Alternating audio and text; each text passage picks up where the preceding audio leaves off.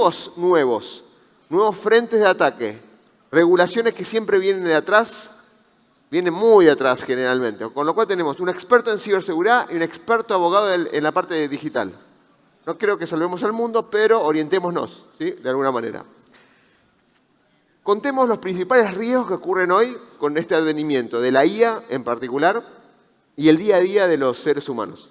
Sí, obviamente cuando lo analizamos del lado de la seguridad, el tema del riesgo es, primero, ¿no? Las empresas hoy, y estamos en este foro, ¿no? Para entender y desde la parte del negocio, si empezamos o no a implementar temas de IA, ¿no? Y cómo hacerlo y en qué parte de mi negocio es bueno hacerlo y en qué quizás por ahora no tanto.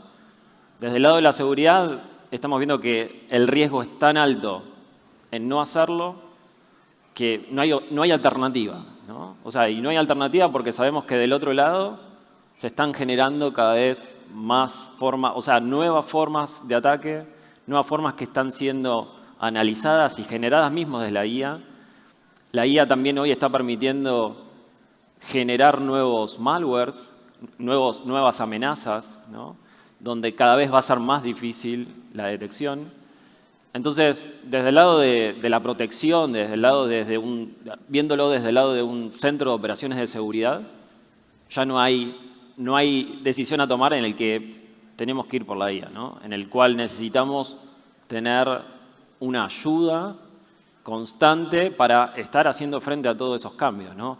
Y que sabemos que hoy ya, digamos, en el nivel en el que estamos, ya el analista no lo puede hacer solo. El analista de seguridad, la persona que trabaja en el centro de operaciones de seguridad, no lo puede hacer. Por lo cual ahí el riesgo cada vez es mayor y va a seguir aumentando, ¿no? Vos conocés que en Argentina hay un periodista que dice, Fantino, ¿no? Pará. ¿Vos me estás diciendo que la IA también la tiene el tema del lado del mal? Digamos. Ahora, el famoso mail del famoso sudafricano príncipe que nos mandaba, mandame $10.000 porque tengo que sacar una fortuna de 10 millones, ya va a estar bien escrito. Claro, el tema es, y ese es el otro tema, ¿no? O sea, pensemos en las campañas de phishing, ¿no? El phishing sigue siendo la principal puerta de entrada, ¿no? a una empresa, ¿no? Primero a la infiltración, o sea, a poder entrar y después a poder sacar información, ¿no?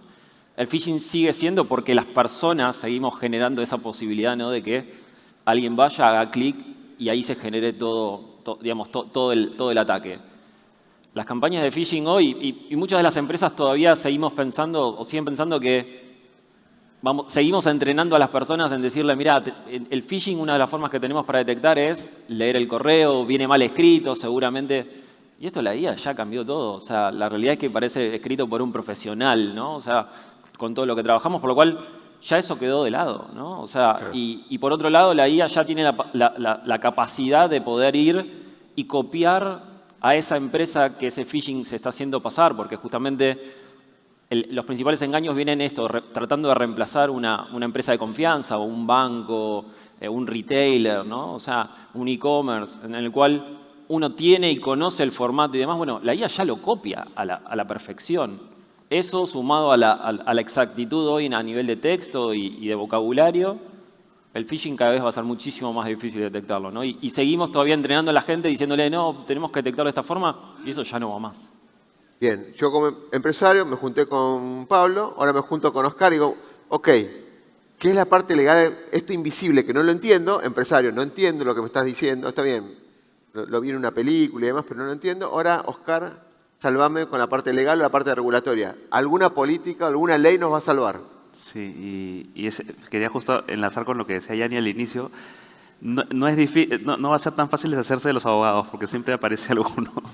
y acá estamos, ¿no? Entonces, y el tema legal, además, es muy cross a todo lo que estamos hablando hoy, ¿no? O sea, hay muchos riesgos legales involucrados en el uso de inteligencia artificial, ¿no? Y no necesariamente se necesita una ley nueva, como se está promoviendo ahora, sino que ya hay muchas leyes que existen actualmente que pueden aplicar, ¿no?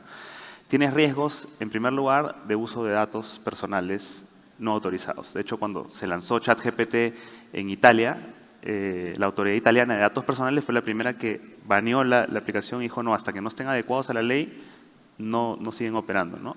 Entonces, Después también tienes riesgos de temas de propiedad intelectual, ¿no? Hay una gran discusión ahora a nivel global sobre quién es el titular, el dueño de los derechos, ¿no? Si un software puede generar autoría, ¿no? Y el tema es que la gran mayoría de leyes de derechos de autor en el mundo solamente te reconocen autoría a personas de carne y hueso, pero no a sistemas autónomos, ¿no? Entonces, Sigo con el mismo periodista. Para. Sí. Entonces, yo creo una imagen con inteligencia artificial y no es de mi autoría. No existe, es libre. Hay un vacío ahí legal. Hay un vacío. Porque las leyes se pensaron siempre, las leyes de derechos de autor, en que era un creador la persona de carne y hueso. Pero en este caso no es una persona, sino es un software. Entonces la discusión es quién es el dueño, ¿no? Han habido casos en los que se ha llevado, una persona que en Estados Unidos llevó su obra, era un libro que había sido ilustrado con Midjourney.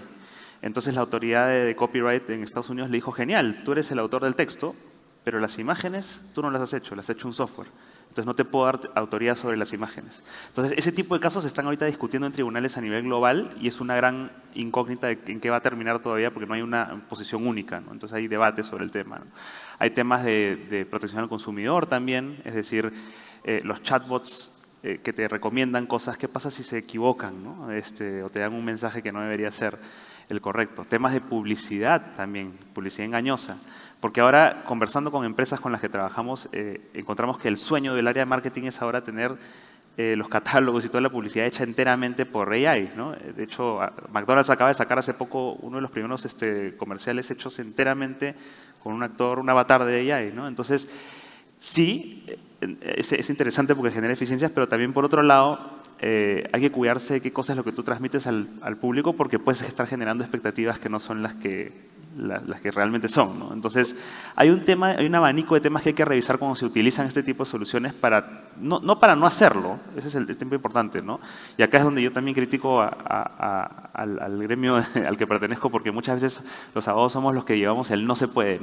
No, hay que encontrar el riesgo y mitigarlo. Hay formas de mitigar los riesgos para poder llevar adelante este tipo de uso de tecnologías, ¿no?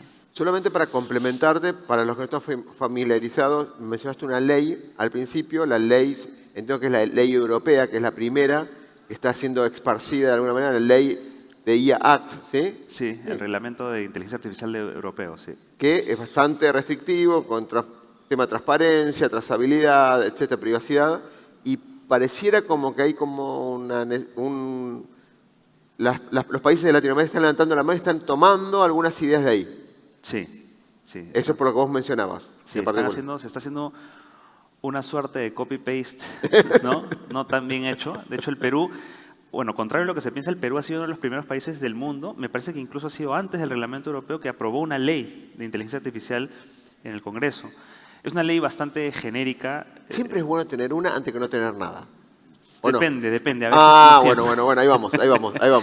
Pero lo que está ahorita en desarrollo es el reglamento de esa ley.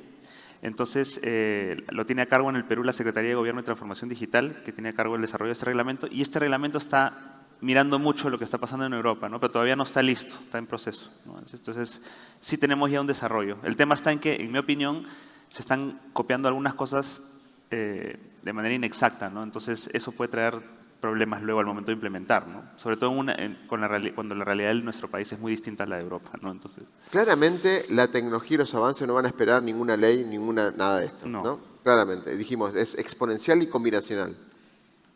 Entonces hay un juego donde tenemos que controlar lo que no tenemos confianza y lo que tenemos confianza no lo controlamos tanto. En ese ida y vuelta hay el justo medio, como decía Aristóteles, que nos hace felices. Pablo, ¿qué nos hace felices a las empresas en el tema de ese equilibrio entre la confianza y el control que tiene que haber en una empresa? Y que definitivamente, digamos, desde el lado de las empresas podemos también utilizar esto a nuestro favor, ¿no? O sea, desde el lado de la seguridad, era un poco lo que planteábamos antes, ¿no? El tema de, justamente la AI, si bien está potenciando mucho del lado de los atacantes, digamos, hay mucho que se puede aprovechar del lado de la defensa, ¿no? Yo lo planteo desde el lado de un centro de operaciones de seguridad, ¿no? En el cual la IA, en ese sentido, ayuda primero a tener un gran análisis, ¿no? O sea, todos sabemos que todos los días se encuentran nuevas vulnerabilidades, nuevas formas de ataque, digamos, se modifican un montón de cosas. Entonces, la IA en ese sentido ayuda un montón en el sentido de poder comprimir y tener yo digo un asistente, ¿no? Un asistente en el cual puede tener el control de todos esos temas que ya un analista, digamos, no le podemos pedir que todo el día esté al tanto de todas las nuevas formas de ataque, ¿no? Por otro lado, ya hay muchas herramientas que facilitan, ¿no? Digamos, la implementación de muchas cosas que antes se hacían manualmente, ¿no? Un ejemplo que utilizamos mismos nosotros es, hay ya implementaciones en las cuales uno está acostumbrado a hacer una topología de una red, de una red de seguridad, de una red de comunicaciones, a mano alzada, diríamos, ¿no? Rápido para dibujar y armar una red o cómo quiero proteger algo. O sea, hago un dibujo, una topología. Claro, uno ¿qué hacía antes, no? Uno dibujaba una topología y después tenía que empezar a eso llevarlo a configuraciones, digamos, también a traducirlo al idioma de los dispositivos que yo tengo en mi red o en mis sistemas de seguridad, traducir eso que yo tengo en un papel en reglas, en políticas, en configuraciones del puerto, de la red, de velocidades y demás. Hoy la IA me permite poner ese dibujo, escanearlo, tomarlo, y la IA automáticamente empieza a armar esa topología automáticamente, donde hace las configuraciones sola, donde todos esos puertos y demás automáticamente me genera y me propone cuáles son las mejores alternativas, ¿no? Entonces, en ese sentido, potencia también muchísimo de vuelta el tema de la asistencia. Y después también otro ejemplo que puedo traer es, en la parte de seguridad muchas veces se trabaja con lo que se llaman playbooks, ¿no? O sea, ya definiciones en el cual uno ya sabe o tiene definido cuál es el flujo, ¿no? que uno tiene que seguir ante un incidente, una brecha, una vulnerabilidad y demás. Entonces, en ese caso, la IA lo que hace en función del análisis que hace de toda la data es plantear, bueno, cuál es el playbook que es aconsejado utilizar. Y en función de eso, el analista, y siempre sigue habiendo un componente humano, ¿no? O sea, el analista es el que va y va verificando cada uno de las puntas de entrada, de la respuesta, de la salida que va planteando este playbook para poder llegar a un resultado, ¿no? Y un resultado muchísimo más acertado, muchísimo más rápido, porque si no, antes, ¿qué pasaba? El analista tenía que saberlo, era de su experiencia, y eso también ayuda a muchos analistas nuevos a entrar en ritmo, ¿no? Otro de los grandes temas que tiene la seguridad de la gente capacitada, ¿no? De esta brecha también que hay de la gente que está capacitada y que necesitamos y que se necesitan. Hoy justo Gabriel hablaba de la gente necesaria para data centers, ¿no? En seguridad pasa algo muy similar, ¿no? O sea, hoy hay una gran brecha de gente que se necesita y se necesita con un nivel de entrenamiento muy, muy elevado. Nati, tengo un bot acá que me está hackeando la mente, pasando unos audios acá atrás.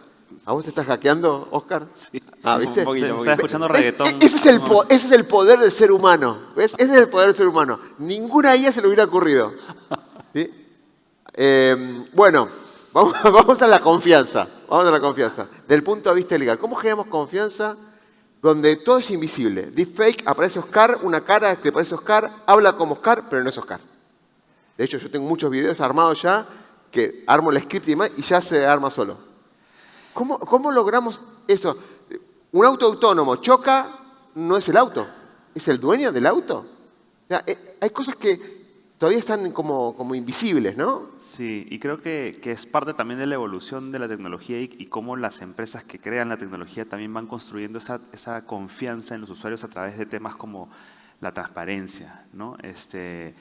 Mucho se está hablando ahorita de explicabilidad y transparencia algorítmica, se está hablando un poco de saber cómo se toman estas decisiones automatizadas, ética en el diseño también de estos algoritmos, reglas de responsabilidad claras. ¿Qué ocurre cuando, por ejemplo, yo utilizo esto? Porque ahora se está masificando este uso de inteligencia artificial generativa, por ejemplo. Acá en el Perú había un caso famoso de un congresista que le pusieron el congresista ChatGPT, porque empezó a utilizar la herramienta para hacer proyectos de ley y al momento de presentar su proyecto de ley se coló la parte de abajo que dice soy un sistema. O sea, lo hizo y no borró, ¿no? Entonces, Claro, hay que tener cuidado. O sea, la última revisión tiene que ser humana. Exacto. Entonces volvemos siempre al tema de que el ser humano tiene una importancia ahí, ¿no? Entonces, claro. Creo que son varias cosas que no necesariamente pasan por tener una ley, pero sí más bien por esa construcción de confianza en la tecnología para que sea utilizada de manera segura y responsable, ¿no?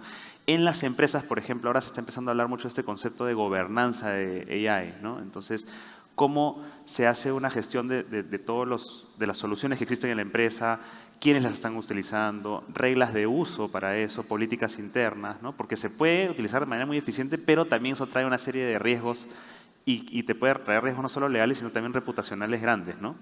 Totalmente. Esto lo invisible me recuerda a mis épocas de data center. Yo tengo 36 años, ¿no? Como ustedes saben, con 20 más de experiencia. Pero yo cuando iba a un data center, creo que lo comenté con Pablo en otra oportunidad, eran las cintas que tenían 2 megas, que se nos daban el juego. Yo trabajé en la Policía Federal en Argentina, y venían con la cinta. Entonces, la persona que venía con la cinta necesitaba una especie de estas cosas que son como heladeras, donde ponías la cinta, tenías que leerla secuencialmente, observabas. Entonces, controlabas sobre el objeto.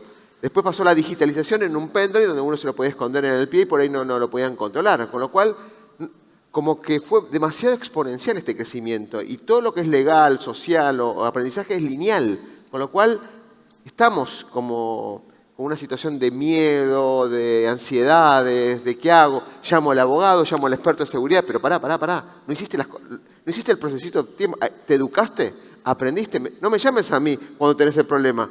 ¿Hiciste los famosos, la firma de cuidados de activos de información, como vos recomendás a las empresas antes de exigirle a un empleado, che, cuida tu laptop, cuida la información y demás, ¿no? Totalmente. Entonces, sí. en ese sentido, ¿no? Hay cosas que no se están haciendo.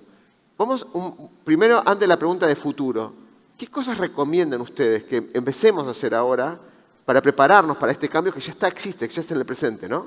Creo que hay que trabajar mucho en construcción de capacidades al interno de las empresas, no para prohibir la tecnología, sino al contrario, para enseñar a utilizarlas, ¿no? Y esto no solamente en las empresas, sino en general en los colegios, en todos, porque son tecnologías que han llegado para quedarse, ¿no? Entonces, más que prohibirlas, creo que es importante construir las capacidades para ser utilizadas de manera segura y responsable, ¿no? A través de políticas internas, capacitación, por ejemplo. ¿Cómo se puede utilizar una herramienta de inteligencia artificial generativa de manera responsable y segura? Si voy a consultarle algo, anonimizo toda la información y no estoy depositando información personal o confidencial de la empresa que puede exponer secretos comerciales. Y se puso una pública.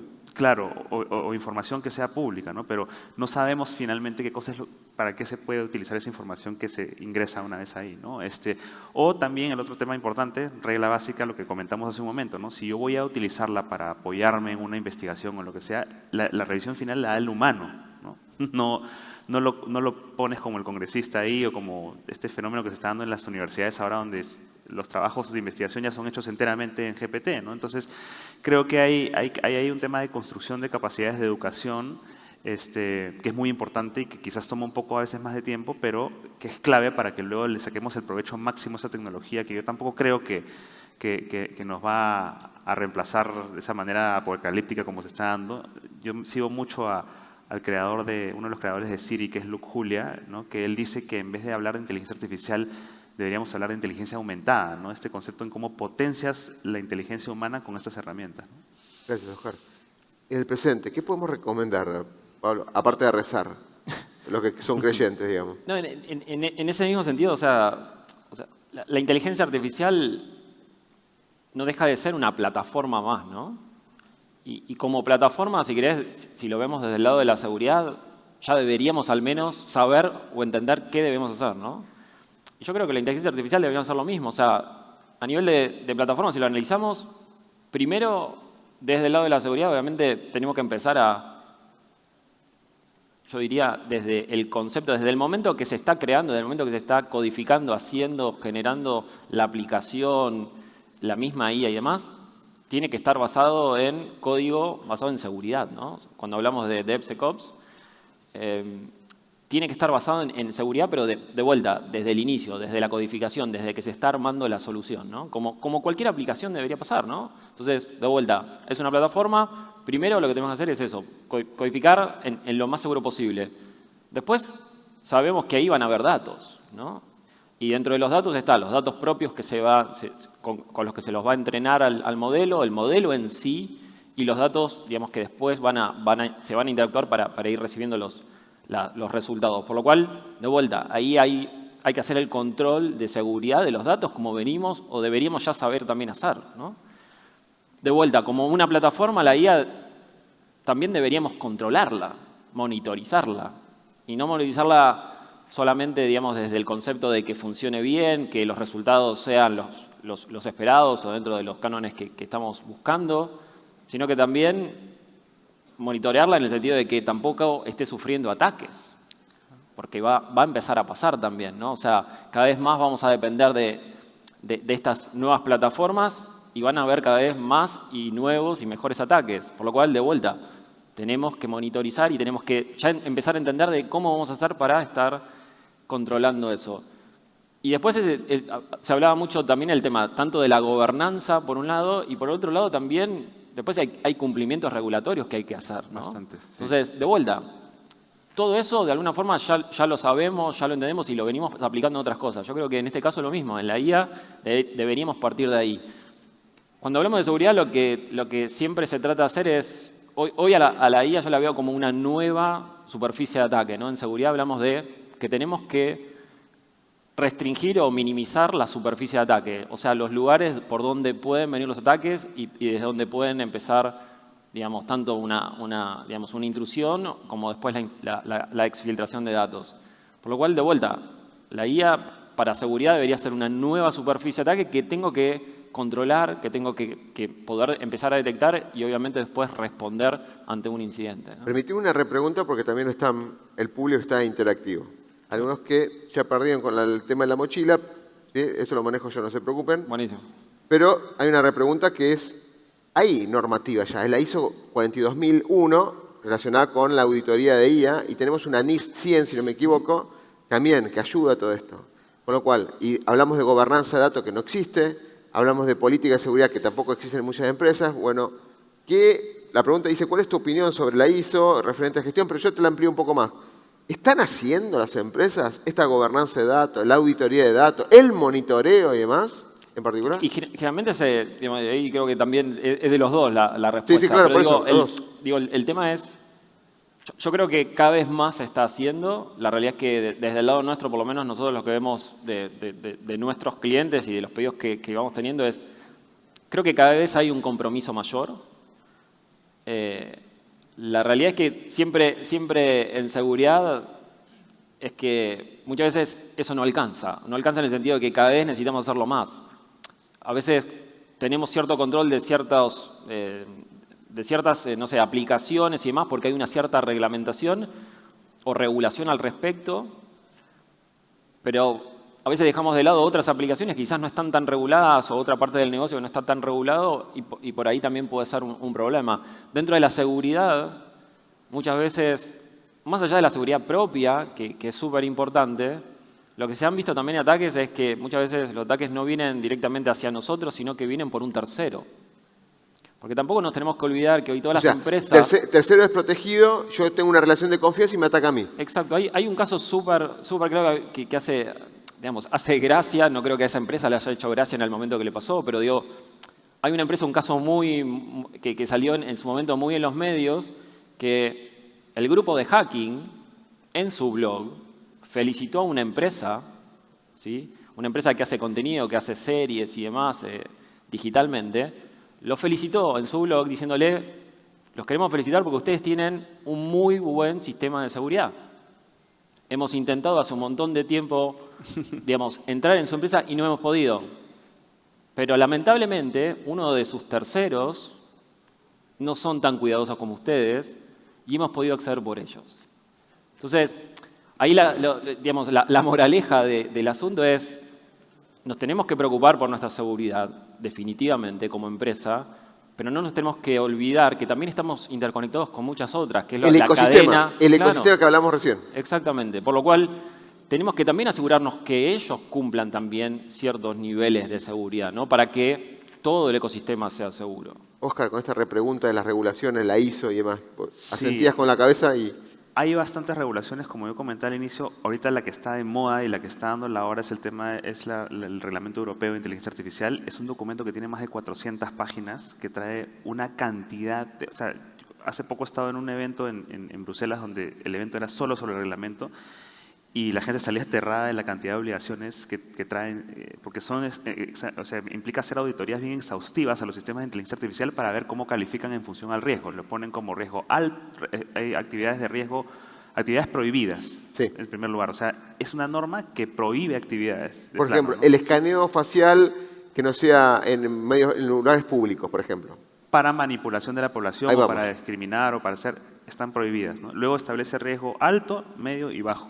Entonces, esto va a exigir mucho que las empresas estén constantemente generando este tipo de monitoreos, como comentabas, para verificar mecanismos de seguridad, si la información y los datos están siendo resguardados adecuadamente, entre otras cosas, ¿no? Entonces, este es el estándar que ahorita en el mundo se está vendiendo como el más digamos, representativo, pero también Estados Unidos ha sacado unos lineamientos que sacó el presidente Biden el año pasado, que son un poco más a nivel de principios, no es una regulación tan intervencionista, sino más a nivel de principios, y también tienes, Japón ha sacado unos lineamientos, China también, entonces estamos empezando a ver como toda una tendencia bien grande de leyes específicas para regular inteligencia artificial que se superponen con ISOs que ya también existen. Entonces, la preocupación que un poco tengo yo con respecto a eso es que no vayamos a estar sobreregulando una tecnología que ni siquiera conocemos a profundidad o que todavía no se ha desarrollado en su máximo esplendor y podríamos estar bloqueando un poco la innovación en ese sentido, ¿no? Entonces hay que tratar de encontrar un equilibrio en ese frente, creo yo. Bien, solo Nato pasó una publicidad. En martescoach.oscarschmidt.com, creo que los que me siguen lo saben, hizo un análisis exactamente de los 3 últimos papers de la ley europea y un resumen para los que no quieran leer. Me ayudó obviamente la inteligencia artificial, eran papers de 400 páginas y había que nuclear primero el concepto general para que tenga la parte de conceptualización. Pero está muy detallado cómo se fundamenta cada una de estas cosas, como dijo Oscar. O sea, los abogados tienen una tarea de muchos papers que están saliendo en muchos países con regulaciones y a ver cuál es la que mejor se adecua de acuerdo a dónde está la sucursal o la sede de las compañías, básicamente, ¿no? Exacto, sí. Vamos a una pregunta ya como cerrando, final. Hablaron de que obviamente la democratización de la IA permite que las herramientas de IA estén para el lado del bien y del lado del mal. Una pregunta que acaban de pasar también decía, se van retroalimentando, ¿no? Llega un momento, por ahí se nuclea y si es bondadoso el mundo, el futuro de la humanidad, ganará siempre la bondad. Eso es lo que espero. Me estoy volviendo bueno ya al final del evento. Con lo cual, ¿cómo ven ustedes de acá al futuro? ¿Qué es lo que se viene? ¿En qué deberíamos estar preocupados? Mencionó las leyes, la ley de datos personales, Oscar, el tema de la IA. ¿En qué deberíamos estar preocupados? ¿Deberíamos empezar a leer más como una recomendación? ¿O qué herramientas podrían recomendar como para que vayamos ahondando un poquito más en todo esto?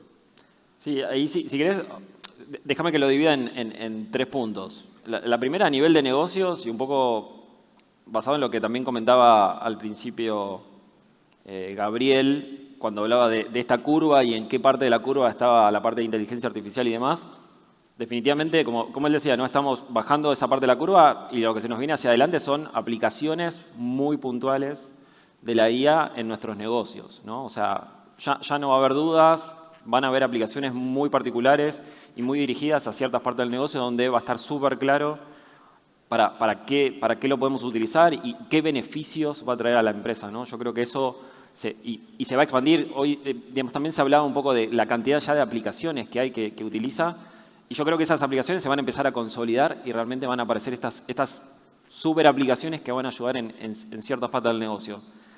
El segundo punto, desde la parte de seguridad, lo que se está viendo es que esto cada vez más va a ir acelerando las cosas, ¿no? O sea, lo va a ir acelerando desde la parte de los ataques.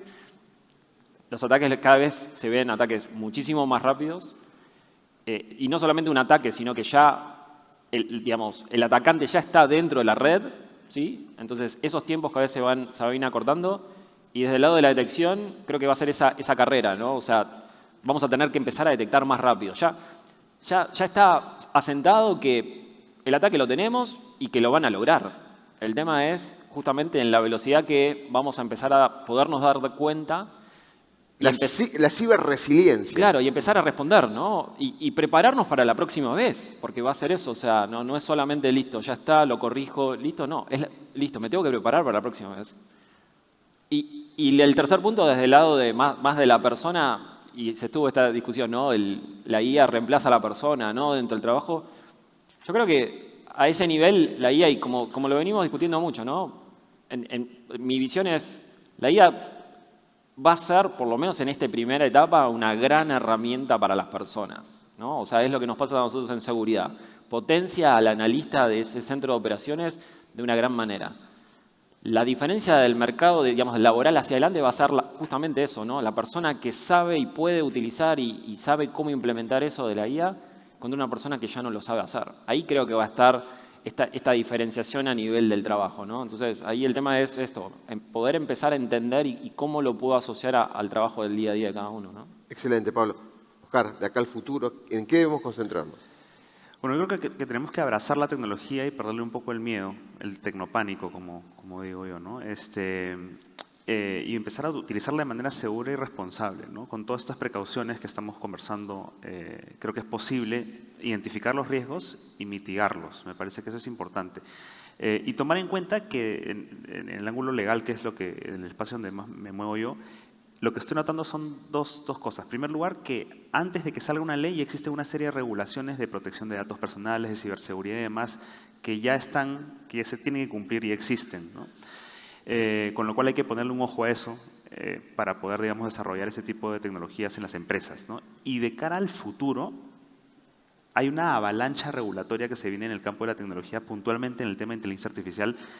Yo comentaba al inicio que el Perú aprobó ya una ley y tiene un reglamento en curso. Ya, en paralelo, en nuestro Congreso, hay 15 proyectos de ley que quieren regular eso que ya se está regulando, ¿no? Entonces, y no solamente está pasando en Perú, eso está pasando en Colombia, en Ecuador, en todos quieren sacar una ley de inteligencia artificial y no saben por dónde empezar. Entonces hay que tener también de cara a las movidas estratégicas de los negocios, mapear también todo ese escenario regulatorio que ocurre en los congresos de nuestros países, porque ahí se están empezando a desarrollar regulaciones que pueden terminar o siendo muy buenas o muy malas, que es por donde veo que viene el tema. Yo a esto le llamo el fenómeno de la regulación Black Mirror, ¿no? Porque cuando uno ve, o sea, me imagino que un congresista ve Black Mirror y lo primero que hace al día siguiente es sacar un proyecto de ley para regular, no sabe cómo, pero algo de lo que ha pasado, lo que ha visto en la serie, ¿no? Entonces, esa regulación puede ser peligrosa porque puede terminar obstaculizando la innovación, y no solo para las grandes empresas que desarrollan tecnología, sino para el propio emprendedor local, que luego quiere lanzar una startup de inteligencia artificial y ya tiene una barrera regulatoria muy alta, ¿no? Entonces, ese es un poco lo que veo hacia el futuro. Oscar, si hay una palabra que se llama colaboración. Ajá. Hablamos de ecosistema, no Sí. egosistema. ¿Vos creés que en algún momento los líderes que están trabajando con mucho, digamos, dinero público, digamos, ¿no? Dinero de nuestros impuestos, se puedan unificar, tener un criterio en común y juntarse todos y tener una ley? Porque no hay mucha diferencia entre un país y otro en Latinoamérica en cuanto a una ley. Y hacer sinergia en esto, conjuntamente, gastamos menos, estamos alineados. Es muy utópico esto lo que estoy diciendo, pero ¿lo ves en algún momento que podemos hacer eso? Sí, o sea, de hecho hay ahorita conversaciones a nivel multilateral para crear un tratado de inteligencia artificial. El tema está en que esto está en un hype tan grande que todos los congresistas o las autoridades de cada país se quieren tomar la foto con su ley de AI. Entonces, Ego, no eco. No eco, sino ego, ¿no? Entonces ese es el problema cuando ya lo quieres aterrizar a la realidad. Pero idealmente este tipo de temas son tan transversales que deberían ser abordados de una manera más internacional. Oscar, Pablo, gracias por el tiempo previo y durante esta jornada. Los felicito por todo el conocimiento que tienen. Sigan adelante, no bajen los brazos. Terminator no viene, creo, viene. Hasta el mes que viene por lo menos. Así que sigamos trabajando. Un fuerte aplauso para ellos, por favor. Gracias. Gracias, Oscar. Gracias. Pablo, gracias. Gracias.